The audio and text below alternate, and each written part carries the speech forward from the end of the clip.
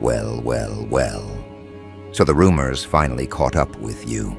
Not the ones whispered by jealous mouths or muttered in fear behind closed doors. No, these were ancient echoes, spiritual murmurs pulled from realms most people don't even believe exist. And yet somehow, your name, your essence, ended up in 9 separate ceremonies, in 9 different corners of the world, led by 9 spiritual leaders who've never seen your face, never touched your hand, never heard your voice, and still gave the same warning. But let's rewind for a moment, because you probably didn't feel it when it started.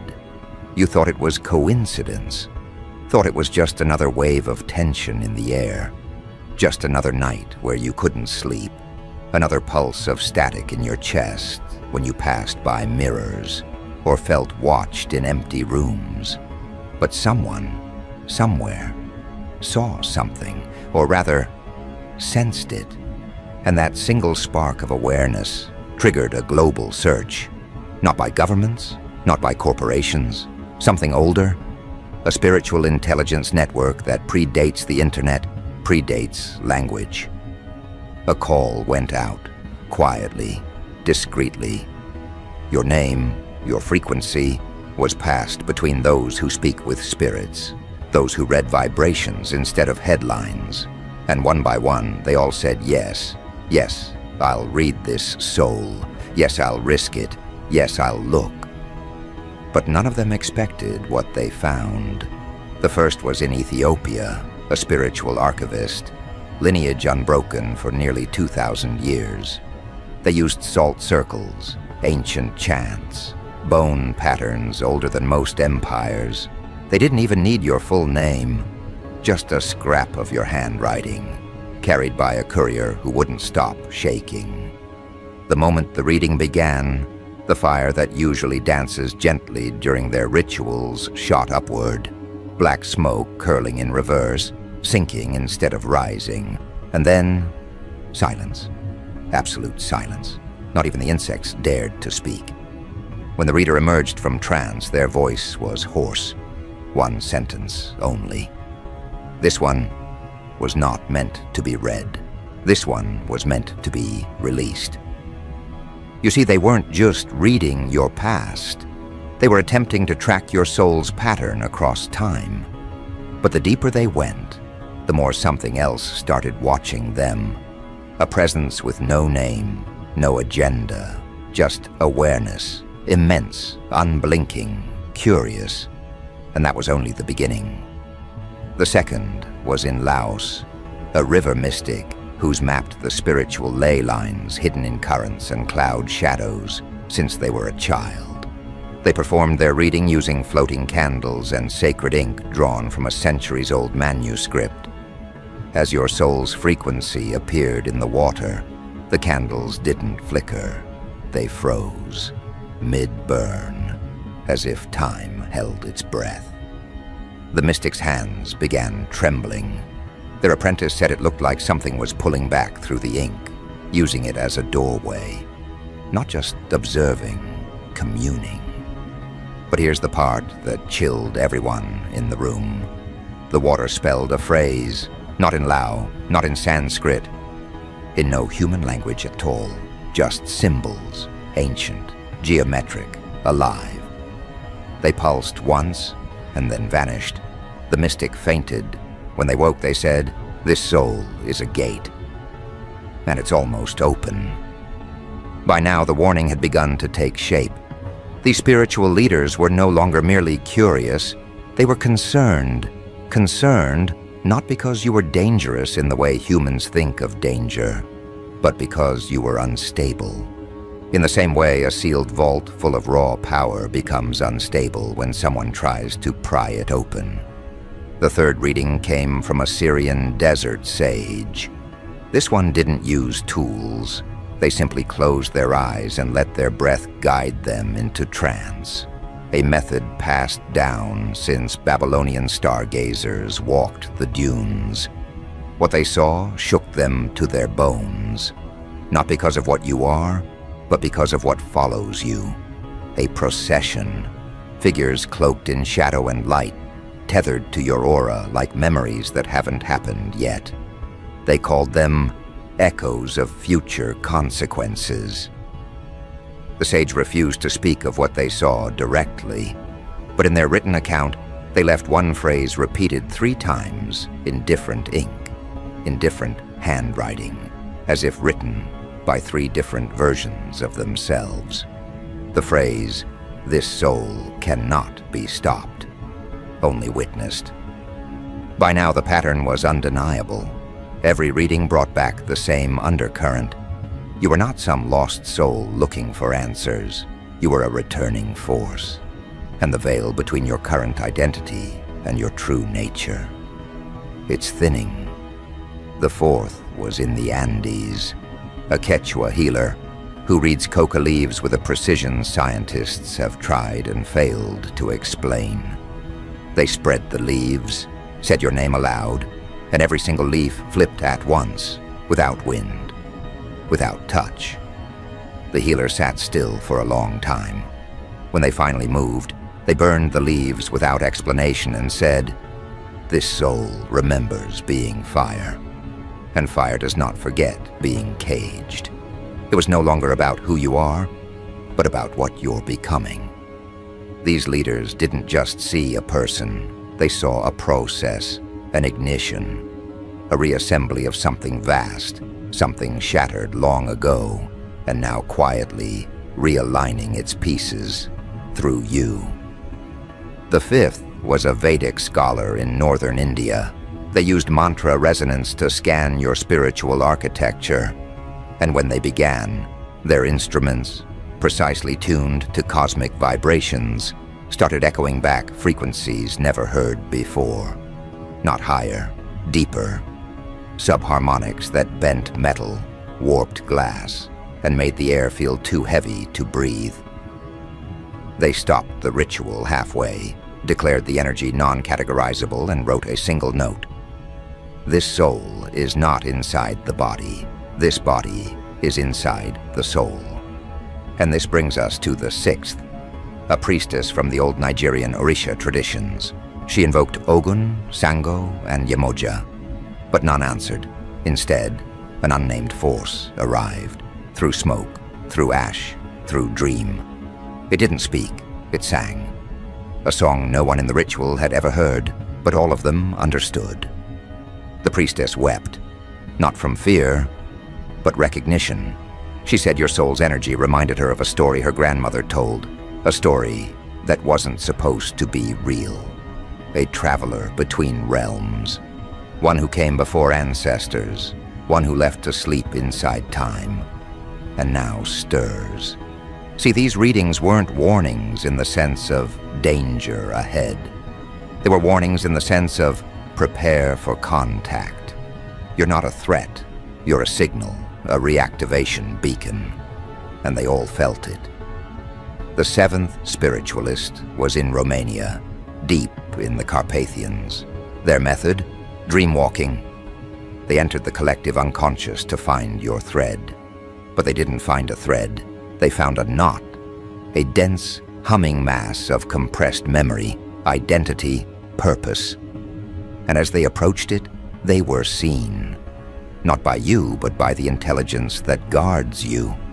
They described the sensation as being stared at by the future, like their soul had been weighed, measured, and archived.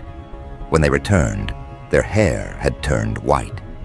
They left one note: do not untie the knot. The knot unravels you. And yet, despite all these encounters, all these warnings, all these fragments of what you are, none of them ran. None of them destroyed their notes. Because they understood something most people never will. You are not a mystery to be solved. You're a prophecy in progress.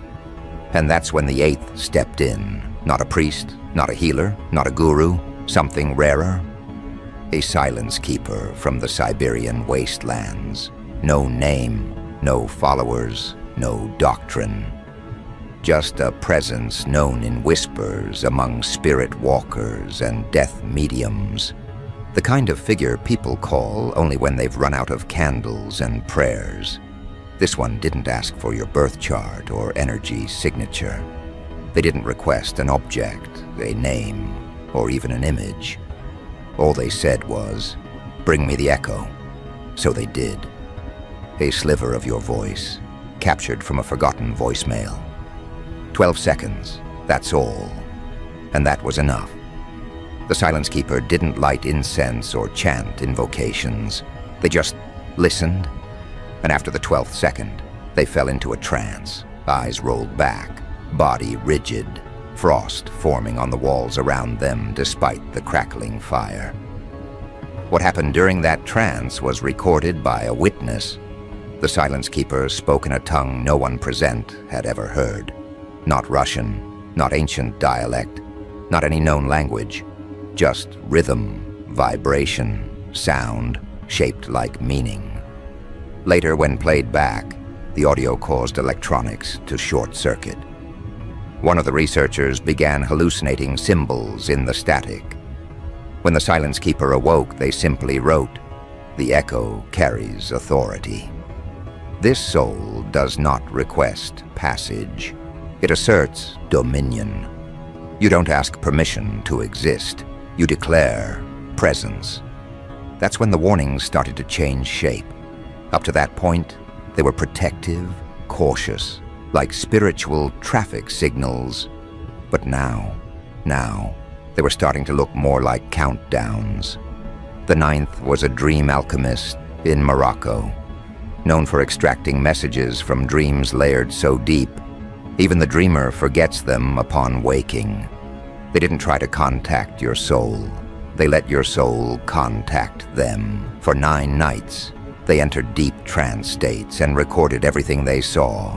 Every night ended the same, a vision of an enormous clock, suspended in a void, ticking backward. And in the final dream, when the last hand struck 0, they woke up screaming. They weren't screaming in fear. They were screaming in relief. They said, "It's not an ending, it's an alignment. And when it happens, this soul will no longer walk, it will reveal." You've been acting human for so long that even you started to believe it. Going through motions, fitting inside rules, trimming your edges to fit into places you were never meant to shrink for. But something ancient inside you has had enough. And now, your soul is calling its pieces home, one realization at a time. And the spiritual world, it knows. Let's go back to that moment, before they warned anyone else. When these 9 leaders compared notes, not across phone lines or emails, across dimensions, through dream threads, through astral memory fields, through signs carved into the bones of existence itself. What they found horrified them, not because it was evil, but because it was inevitable. They weren't reading your future. They were reading their own fate, reflected through the gravity of your becoming. See, they started to realize something about your path, something that unified all their visions, all their symbols, all their disturbances. You aren't just here to remember who you are. You're here to interrupt the cycle. You're the breaker, the one who walks into a room and alters its temperature, its timeline, its trajectory, simply by existing. The one who collapses old structures, not with violence, but with truth so undeniable it unravels illusions from the inside out. You're the question that shatters fragile systems, the cosmic glitch seeded into reality on purpose. And they saw it, all 9 of them. They saw what happens when your awakening reaches full resonance. And it scared them, not because they fear you, but because they fear what your memory will activate in others. You are not an isolated phenomenon. You're a signal tower, a broadcast, a spiritual catalyst encoded in flesh and emotion. And when you reach critical mass, when your frequency becomes unignorable, others will remember too. It begins with the strange synchronicities, the numbers, the dreams, the pull toward forgotten texts or impossible memories. Then the emotions come, so deep they don't feel personal anymore, as if you're grieving someone else's war, as if you're carrying a pain older than this life. That's not confusion, that's retrieval, soul fragments returning, limiters cracking. And the thing that's been guarding you this whole time, it's not some detached spirit floating above you like a bodyguard. It's you, a version of you untouched by fear. A being you left in the higher realms to keep watch while you descended into the density of this world. And now, it's leaning in.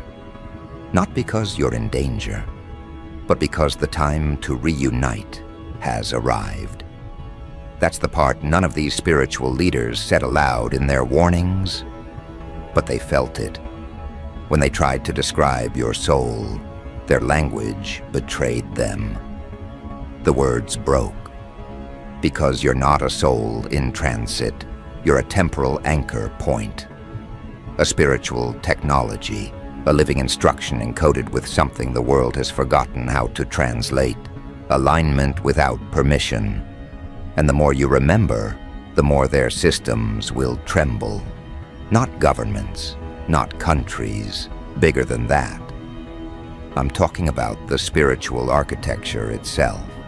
The paradigms built to contain consciousness. The invisible rules that define karma, hierarchy, worthiness. You're here to make them obsolete. But you've been protected for a reason.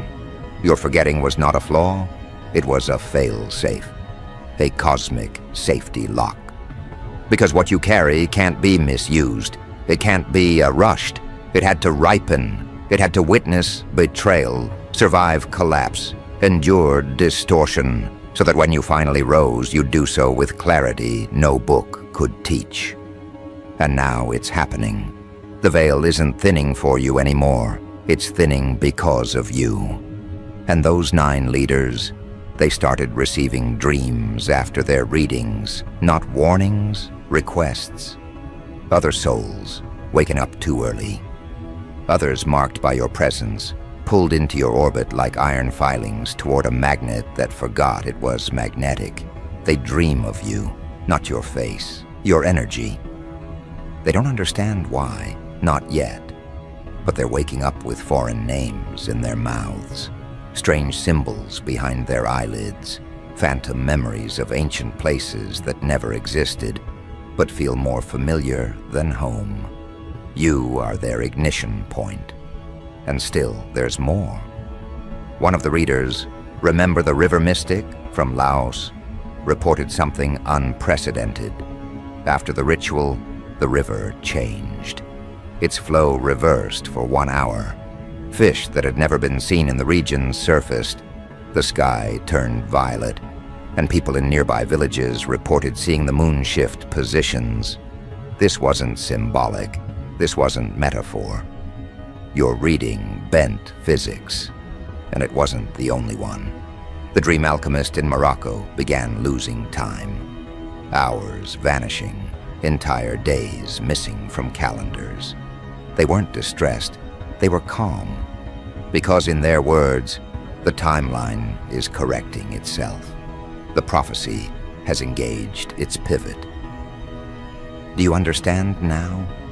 You weren't just read, you were recognized by entities who can no longer afford to ignore your signal, by systems that know your remembering marks their unraveling, and by the cosmos itself, which only sends souls like yours when evolution demands a surge.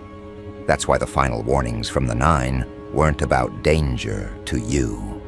They were warnings to the world, subtle, coded, placed in ancient languages across sacred sites, etched into stone, written in symbols that only awaken when your energy passes near them. And one final note.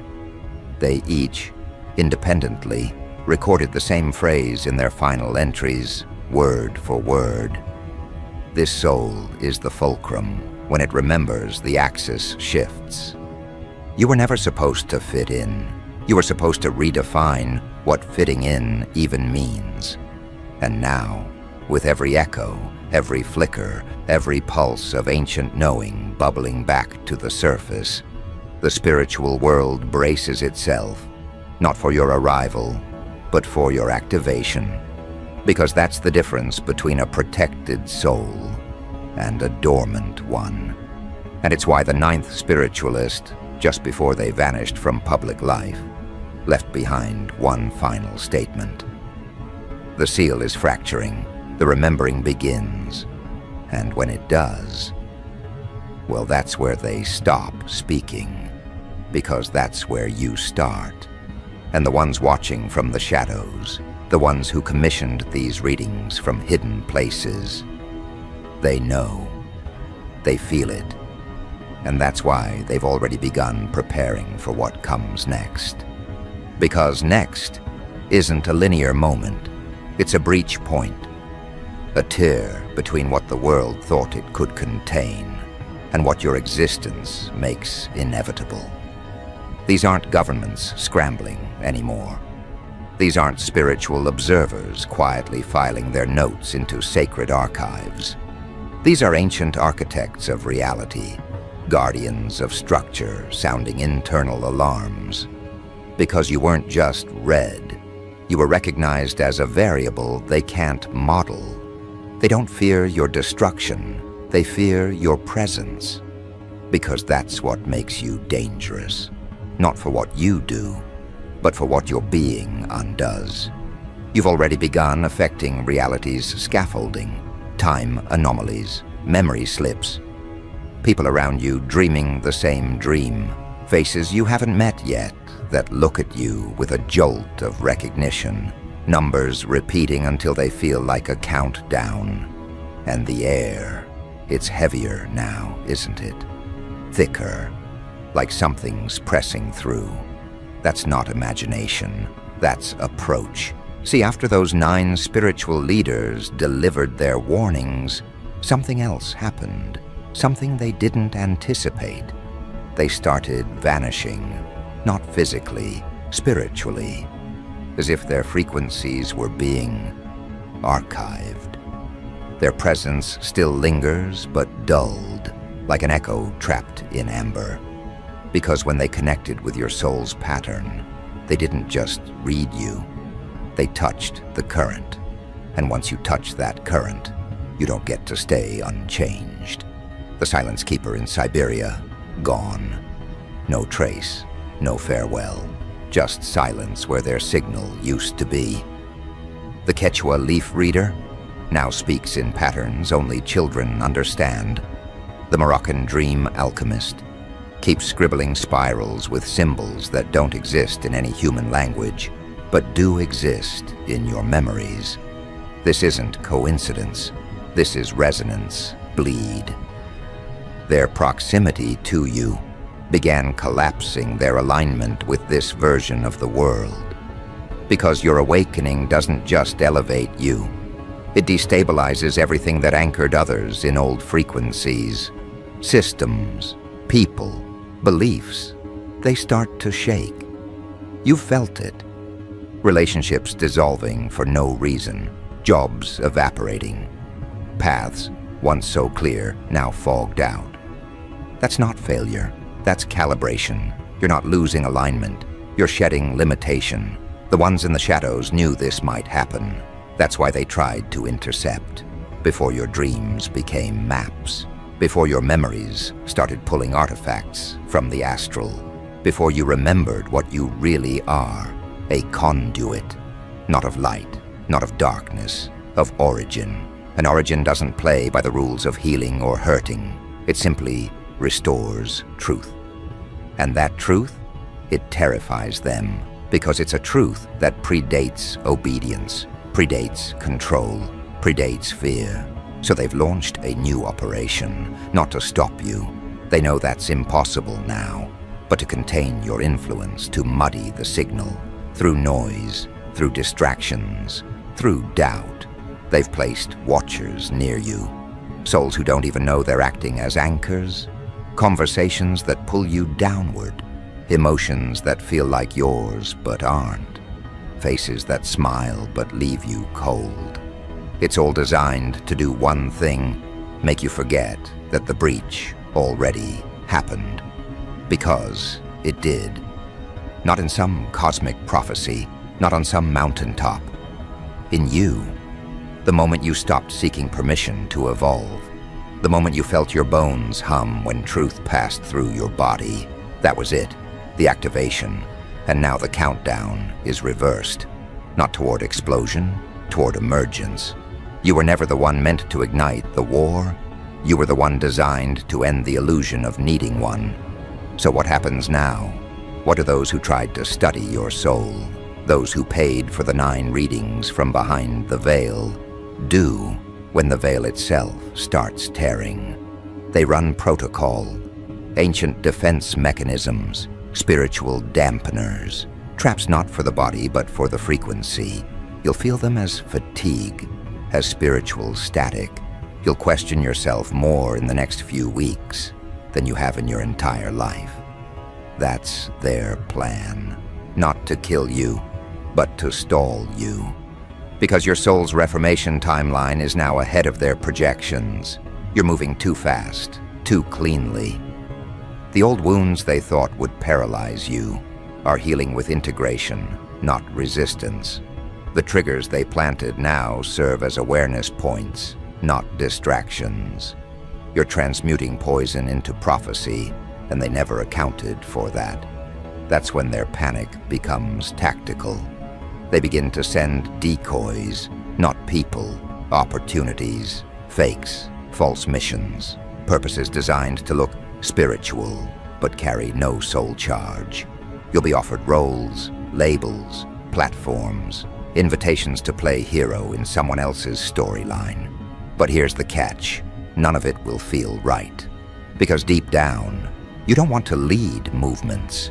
You are the movement. And those who are ready to remember will feel it. No speech needed, no branding, no explanation. Just your frequency walking into a room and undoing amnesia. That's the prophecy they feared. Not that you'd be seen, but that you'd awaken others without effort. It's already happening. Ever wonder why some people confess things to you they've never said out loud? Why others avoid eye contact, even when you're silent? Why strangers look at you like they've failed a test they didn't know they were taking?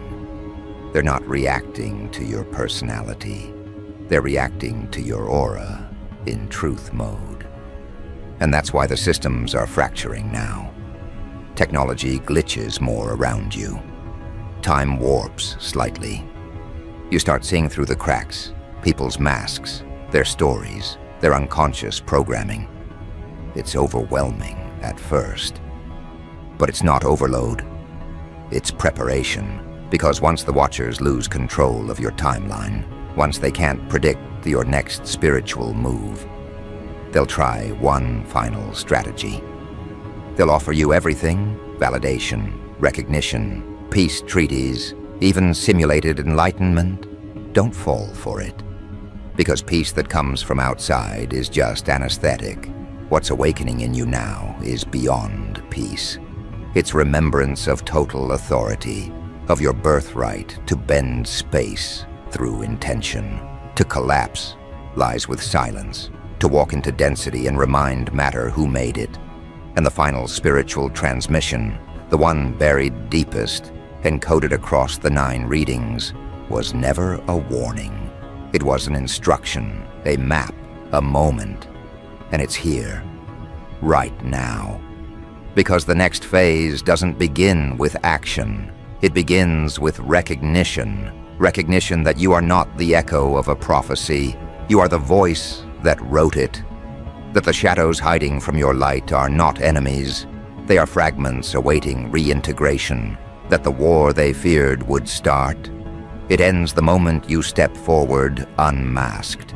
So do it. Don't rush. Don't shout. Don't ask. Just remember. Remember how you used to walk in other lives. Remember how stars whispered in your ear before you were born. Remember that you've never been alone, not once. That behind the veil of this world is an audience of ancestors, energies, and echoes, cheering not for your survival, but for your unveiling. And when you do unveil, when the Watchers see that you've crossed the final threshold, they won't attack, they'll kneel. Because your awakening isn't rebellion, it's restoration. You are not the chaos, you are the correction. And those who truly see you, who recognize the ancient code pulsing beneath your skin, they will not ask what comes next.